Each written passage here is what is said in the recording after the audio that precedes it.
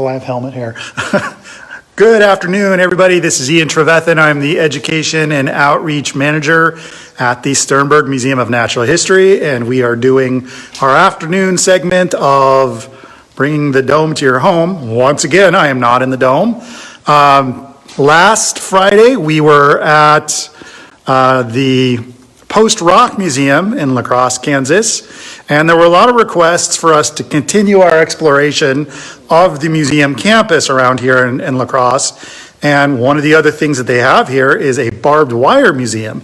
So we're going to explore that sort of as a continuation of our discussion about the fence post, because, well, barbed wires kind of went on that fence post. So without further ado, here is your tour guide, my colleague, Mr. Brad Pinka, who on his days off, on his off time, also basically runs this museum. And, that sounds like a fun way to spend your days off when you're working in a museum, is to go home and take your days off at another museum. So labor of love, you might say. Yep, that is.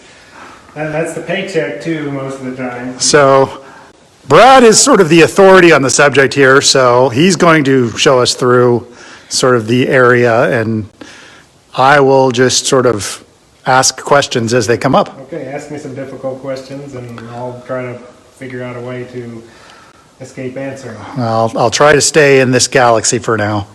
Okay, well, first of all, yes, happy Star Wars Day to everybody. May the 4th be with you. That's true, and I got reminded of Star Wars today by some guy that was standing on a street somewhere in Hayes. Yeah, one of those guys. That one guy. That guy. Well, thinking about it, and what we can talk about with barbed wire is, I thought, well, yeah, okay, last Friday we were talking about fence posts, and like Ian said, fence posts and barbed wire are really go together, literally. But I thought, we'll talk a little bit about, since Sternberg kind of talks about natural history and environmental, we'll kind of touch upon some of the stuff of how barbed wire even affected the environment. Well, yeah, and I was going to say, before we even get going crazy on that stuff, why a barbed wire museum, Brad? Okay, there's a good question. Well, I'll give a history of, as I start talking a little bit about the environment, some of that, I'm going to tell you some of the things that barbed wire really did to change the country. It had a really strong impact on this region of the U.S., and in fact on the whole U.S. as well. But as far as why is a barbed wire museum in La Crosse, Kansas, that's a question that everybody asks us. The reason for that is it actually started from the Post-Rock Museum that Ian we went through on Friday. But in the back of the Post-Rock Museum... Speak louder. Enunciate. Can't hear me? Yeah, they're all, like, I got 3 in a row saying, it's hard to hear Brad. Brad is a soft-spoken individual, and he's not as... Got the volume up? Yep. Okay. There we go. Okay, good. Well, you need to turn the volume up. Okay. Well, I thought it sounded pretty loud in here to me, but... Okay. Anyway, that's because you're stuck in your head. That's it. Anyway, in the Post-Rock Museum was a collection of about, I think, 24 different barbed wires. And at the same time, there's a group of local citizens that were trying to figure out some way to bring people to La Crosse. So the ladies and the men that worked in the museum started noticing that people were looking at this barbed wire, and they were saying things like, I've got some of those that you guys don't have. We'll walk over here to one of the collections so you got something else to look at besides just me. There was a similar collection that would have been similar to what you see right here, and these people kept saying, well, I got some you don't have. So these 3 gentlemen, there's 3 local businessmen. One was an attorney, one was a banker, and one was chairman of the local the Southwestern Bell telephone office here. And they decided to have what they called a barbed wire swap and sell. So in January of 1967, they all met at the country club, and we're talking about to see if there was any possibility that there was even anybody out there that collected this weird stuff. So they found out there were, and in May of that same year, they had managed to put together what they called the barbed wire swap and sell. They rented space at the fairgrounds, set up a few tables, and were hoping that someone would show up. Well, by the noon of the first day, on that first weekend in May, they had people showing up. They were going around La Crosse, basically begging, borrowing, and stealing tables from wherever they could get it. By the end of the weekend, we had 2,000 people come through. So they decided that was the... So 2,000 people to come and talk about barbed wire. That's right. That's pretty cool. After that, we've done it every single year up until this year. This would have been 54 years. Every year, first weekend in May, with one exception. They moved it a little, delayed it for some other reason. So do each one of these variations of barbed wire serve a purpose, or is it just people working with whatever materials they happen to be able to get a hold of? Yes, to that. There's different purposes. There's some are decorative. Probably this is actually a fence stay. But things that you would see like this would have been purely decorative in nature. This one, and we'll have to go to the back. We've got a lot more to look at. But this one is called a visible wire or a signal plate. A lot of times they would put this wire into a fence strand with the big plate on it so it made it a little more visible for people and for animals. Some were barbless. That was more for animals that barbed wire could cause some harm to. Others were a little more vicious. Actually, the most vicious ones were designed for humans, used during the wars. I would imagine something sort of like that, a little. Even scarier? Much worse than that. We'll go to the back after. We'll investigate the human animal here in a bit. Okay, here's another kind of unique one that we can catch right here, if you can see that. Oh, that's cool. This is a visible wire, but they use a wood block instead of a metal block. That was just... Those are getting really difficult to find, obviously, because over 150 years, wood breaks down, the environment eats it up, or prairie fires are just... So is that about how old this is? About 150 years old? This one is actually patented of 1880. 1880, wow. So if you can do the math, 140. Thanks for doing the math for me. I don't do math well. It's what you do. You know what they say. What do they say? I don't listen. There's three kinds of people, those who are good at math and those who aren't. You can work on that. I'm so confused. Okay.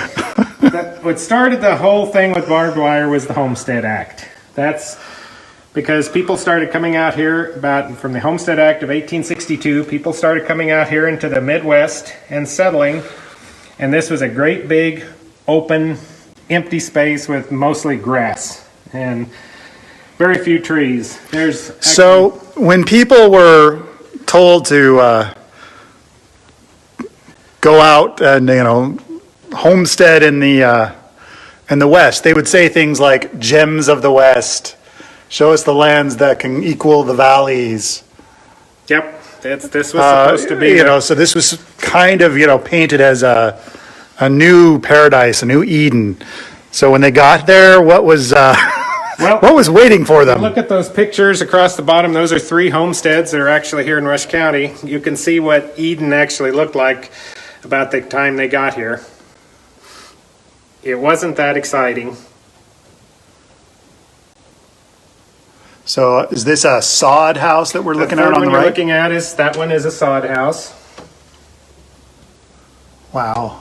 Work with what you can find. The one that's in the center, that one's actually cool to me because that would have been my great-granddad, my great-great-granddad's homestead. Wow.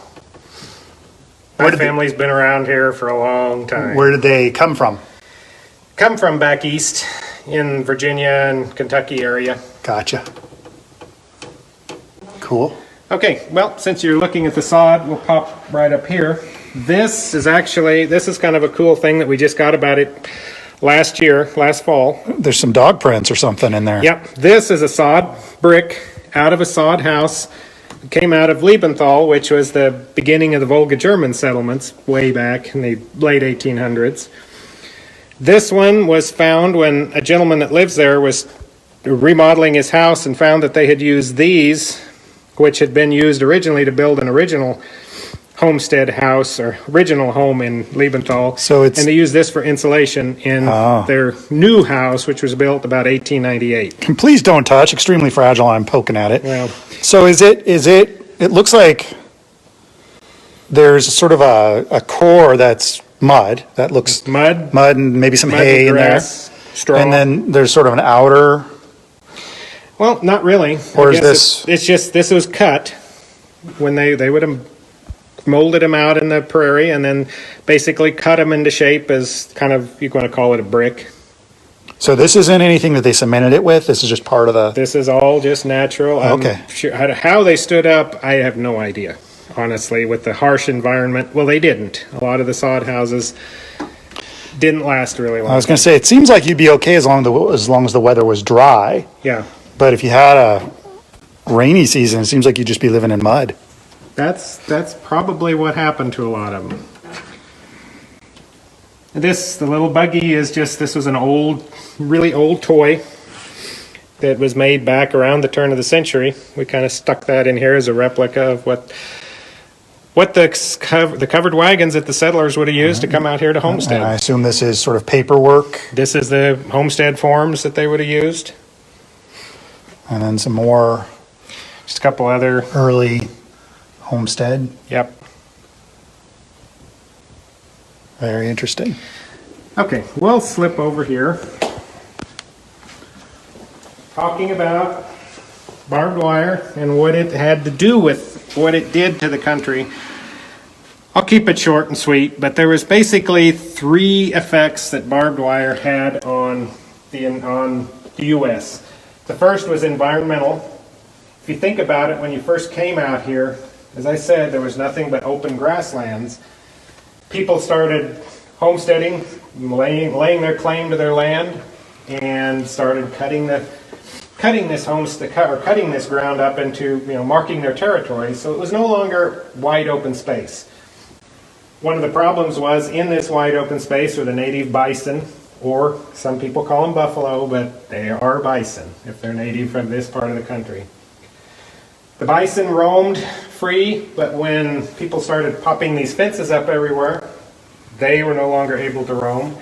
Same way with cattle. A lot of ranchers in this area would brand their cattle, mark their cattle, and just let them run free range. Well, when this fence started coming up, that was no longer possible. It started barricading their ability to move, especially the old cattle drives when they drove them up from Texas and Oklahoma into Kansas to get them to places like Abilene, Ellsworth for cattle, to get them into or to sell.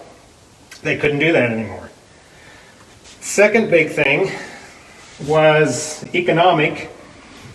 There were battles that took place, and the reason we have so many barbed wires is when Joseph Glidden came up with his, which is actually was called an improvement on barbed wire. He didn't really invent it, but he invented the type that was the cheapest to produce, the easiest to work with, if you want to use that term, and the most popular. He and Isaac Elwood, which was another gentleman, the two of them teamed together and got started. They got into a legal battle with a third man by the name of Jacob Hash. That legal fight ended up all the way in the U.S. Supreme Court. In the meantime, after people found out that Glidden and Elwood were doing such a good job at their wires, everybody and their dog, so to speak, started making wire. And if you turn around and look this way, you're going to see over Wow. 2,400, over 2,100 or about 2,100 variations of wire just right here in these four sections. That came about mostly because of the build a better mousetrap theory. Everybody thought, well, if these guys can make theirs, I'll change mine just a little bit and patent my own. Well, And it's hard to sort of get the feel for how much variation there is, but I'm doing my best with my wonderful camera work. some are very, very subtle differences. I mean, And some not so much. some are very unique, almost strange. These are more decorative, I'm sure. Some were very, very, very little production of them, so anything that's up in the top sections is pretty rare to come by. And don't forget to talk about some of the books and reading materials Okay, before we close this out. we'll do that. Well, anyway, as I said, after that legal battle went all the way to the Supreme Court, it was determined that basically, then there's no, more. you could not just make a slight change to a patent and create your own. So all of these people that had come up with this, basically, they had to they could continue manufacturing, but they had to pay royalties to Glidden and Elwood. They didn't want to, so most of them went out of business. So these are all variations of barbed All wire different variations. that could not be patented. Well, they were patented. They were patented, but in the meantime, that patent, I guess, would be, it existed, so the patent was there. But anything that came after that ruling, they had to, Anything that they're basically, even if they were manufacturing at that time, they had to pay royalties. But there was very, very little barbed wire produced after that period of time. wow, it just keeps going and going. Keeps going and going. Third thing, and the last thing on that barbed wire really affected, it has to do a lot with Sternberg and kind of like Fort Hays State University, but it affected higher education. We always try to talk about the fact that there's a place called Northern Illinois University that's in DeKalb, Illinois. It was created strictly from revenues, or pretty much from revenues from the barbed wire collectors. It sits on Joseph Glidden's land, who's known as the father of barbed wire. Its library was funded to start with by Jacob Hash, one of the three main players. And it's Isaac Elwood, the other player, was really on the board that determined where the university would be and kind of helped set it up. Yeah, driving, I mean, even growing up in Washington, barbed wire was just one of those things that you looked at, you saw it, you didn't give it much thought, but the amount of money that must be generated by the sale of barbed wire and the production of barbed wire and, the constant maintenance of barbed wire that has to be done. So, it's one of those things in the U.S. that heretofore I've taken for granted, certainly coming, growing up just about as west as you could get. Yep. But we had lots of cattle out where I grew up and, horses and ranches and so forth. So lots and lots of this kind of wire. And there's more. There's what you see and what he's showing you now are different splices. Splices, okay. That, anytime you have a break in the wire, you've got to fix it. There were people that patented some kind of, this would be a pretty common type of splice where you see right here. Just taking two pieces of wire, twisting it together. You come over here, there's some pretty unusual heavy-duty devices that were patented as well. Like a padlock almost. Yeah, it does. And so do these for that matter. Crazy. Wow, that's some pretty heavy-duty gauge. Yeah. I'm not going to say... That's to keep the dinosaurs in at Jurassic Park. There we go. And we'll show you our Jurassic Park fence post here in a couple of minutes. All right. Well, we'll flip over this direction.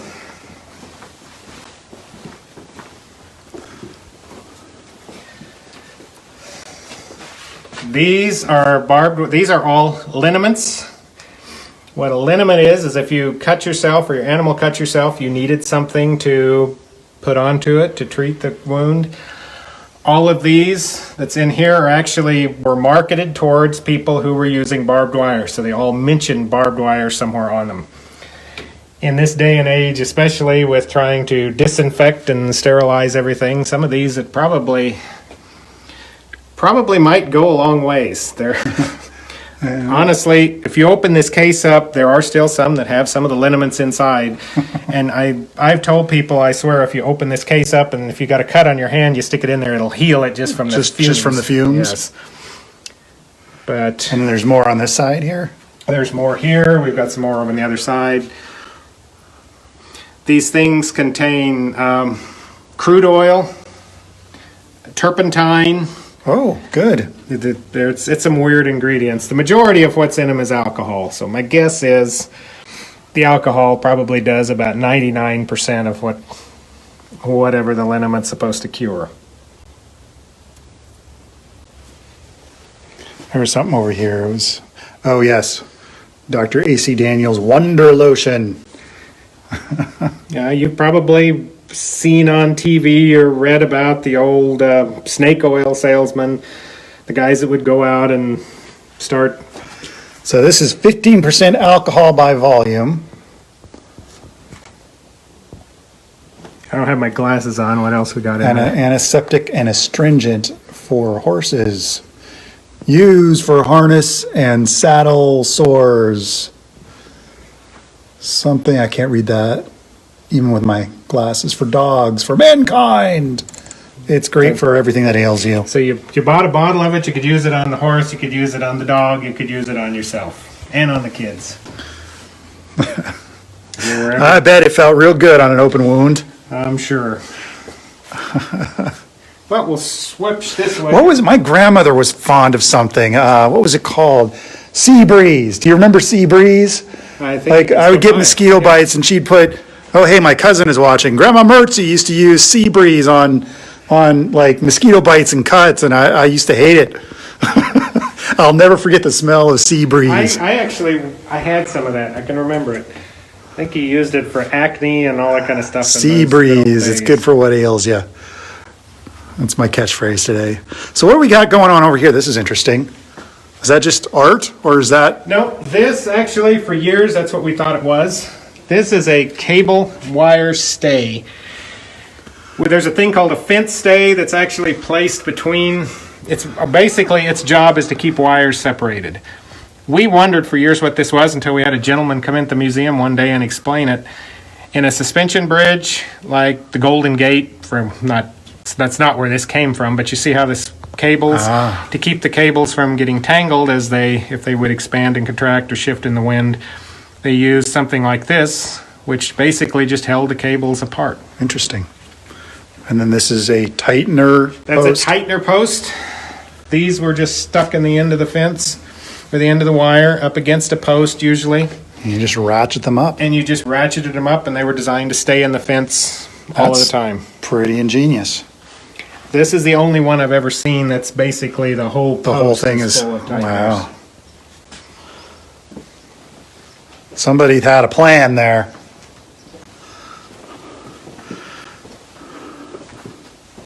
Okay, here's our, as I've called it before, our Jurassic Park fence post hanging from the ceiling. Oh, okay, that's what I was looking at. That's a big fence post. And everybody wonders about that. That is actually a marketing tool, I guess you want to say. The company that made the real fence posts, which would have been much smaller, kind of like these, the typical T-posts that you see out in the field today. Right. They made these giant ones. This one was found in a lumber yard. The store would hang it from the ceiling with the intention that people would come into the store and see this fence post And go, oh, grab fence their attention, posts. and then hopefully they'd go buy a So this is couple of dozen of those. this is something that's a little more This reasonable. Recognizable, yeah. In addition, but there's still some pretty heavy duty. I mean, you know, these that had to be monsters to work with. And instead of steel posts or stone posts in places that the stone wasn't readily available, they made concrete.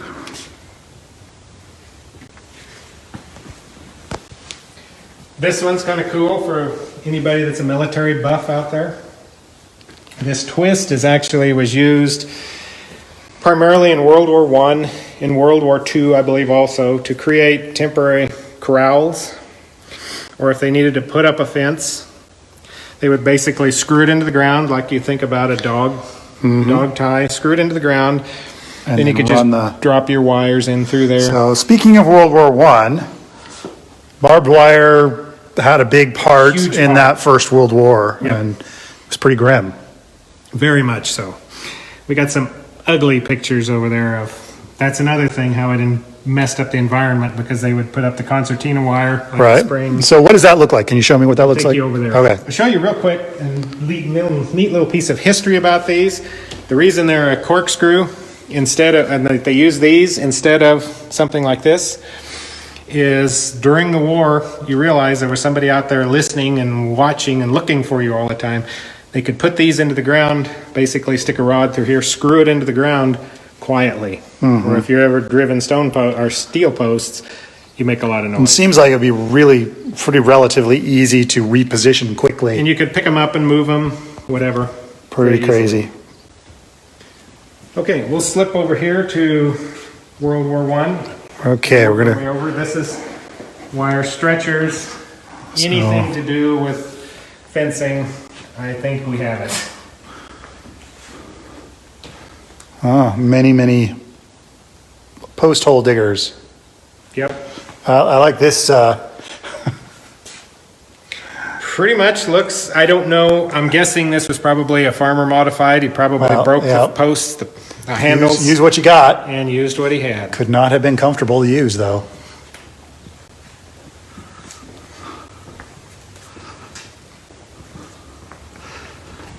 So a virtual tour could never really replace being here in person. So I'm doing the best I can, but these videos don't do the place justice. So if you ever get a chance, definitely come through here.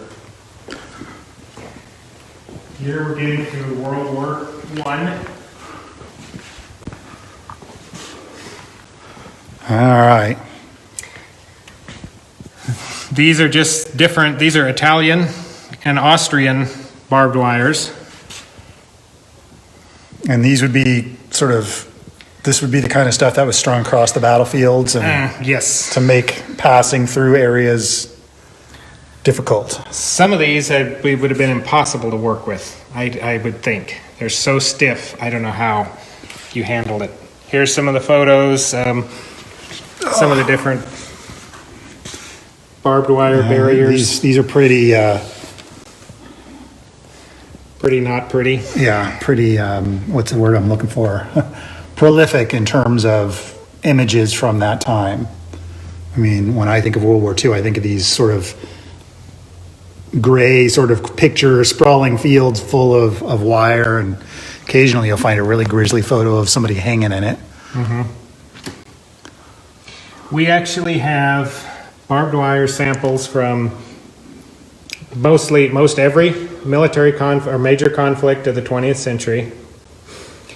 After 9/11, getting into the 21st century, it got a little harder for a lot of the local soldiers when they were coming home. Used to bring us barbed wire, things like that. Right. Got a little more difficult to bring that in now. I think they look at you funny when you go onto an airplane and you got a piece of this is razor wire. the up top, that's from the Kuwait border. And then the Persian Gulf War used that concertina wire. Yep. This is Vietnam wire. That looks wicked. Terrible to deal with. Even to put it on display is vicious. Experimental entanglement wire. Huh. This is like, imagine a saw and razor blades combined. Gross. And this is from Bosnia. Crazy stuff.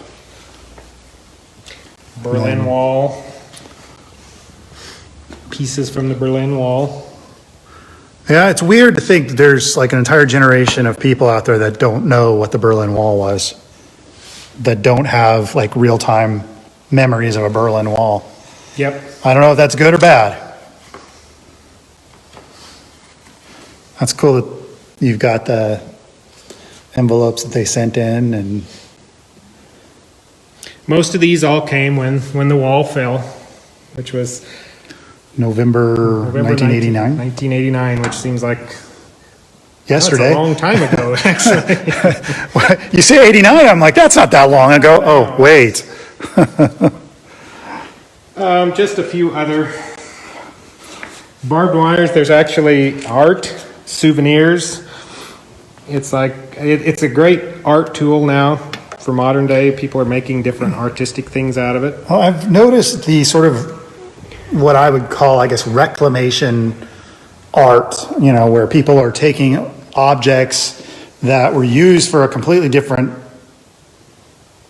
thing and sort of repurposing it into either art or, furniture or, whatever. And that's, I like that idea. This one up here is, there's two of these in existence. If you can, I don't know if you can hardly see it. Here, I'll try to. That is a barbed wire cane that was presented to one of our organization's founders in 1968 if I got my year right. Yes. There's a picture. It's When he appeared on the Johnny sorry Carson for the show. reflection Yep. on the Johnny Carson show. He was on Johnny Carson, and he got one of these canes, and Johnny got one of the canes. Huh. Crazy.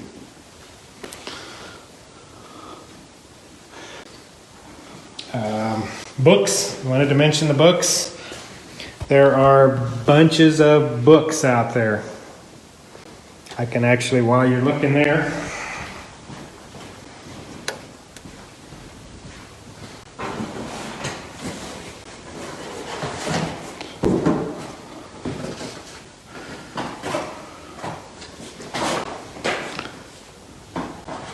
Barbed wire.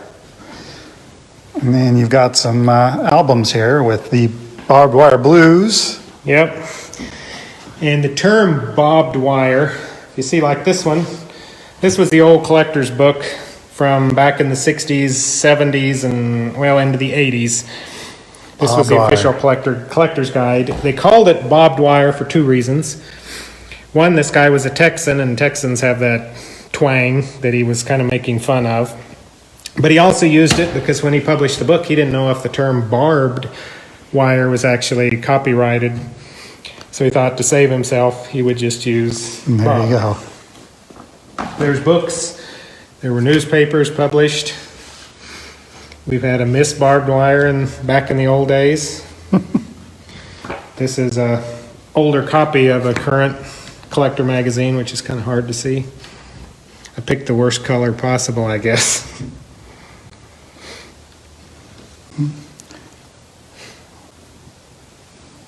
Featured in this issue, Rusty the Buffalo, Victorian Christmas Fences, Silent Sentinels on the High Plains, and 1855 Wire Cutter. So if you're a collector, you probably get one of those. Seems like Jack Glover was very prominent in. He wrote the Bible, literally, back in those days. Literally, here it is. The Barbed Wire Bible signed by none other than Jack Glover.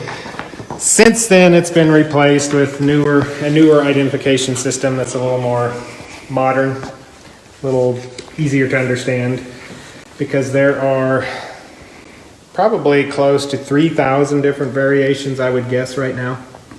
3,000 variations. I know we've got about 2,400 here. There's some other variations that we don't even know if they were ever manufactured. They may have been patented and never made it past then, or they were homemade. All sorts of stuff. All right. Well, is there anything else you want to highlight while we're in here? Any questions you got? Anything else? If there are any questions, now is the time. I think we're good. I think we'll about done for the day. 40 minutes. So all right. Invite everybody. Someday we'll be open again. You're welcome to come out. Someday life will return back to normal, and things will open, and we'll be able to assemble in groups again. So, and stand closer than 6 feet apart. yeah, well, we break our rules here. Okay. Nobody wants to stand that close to me anyways. So, again, like I always ask, please like and share our feeds. If you have any questions while we're live, now is the time. Otherwise, hang on. Do you know of any books that are available yet as ebooks or audio? No ebooks. There is some information on our website. If you want to read some, they're more like educational handouts. But if you go to just Google Kansas Barbed Wire Museum and you get on our educational page, there's some sheets that you're welcome to download and read, or read online that way. Okay. Well, we're going to sign off for the afternoon then. And as always, like, share our feeds. And if you've got comments after we've gone off the air or whatever this is, go ahead and leave them, and we'll try our best to answer them as soon as we can. All right. Well, everybody have a great day. We'll see you tomorrow, and we'll hopefully bring you more good content.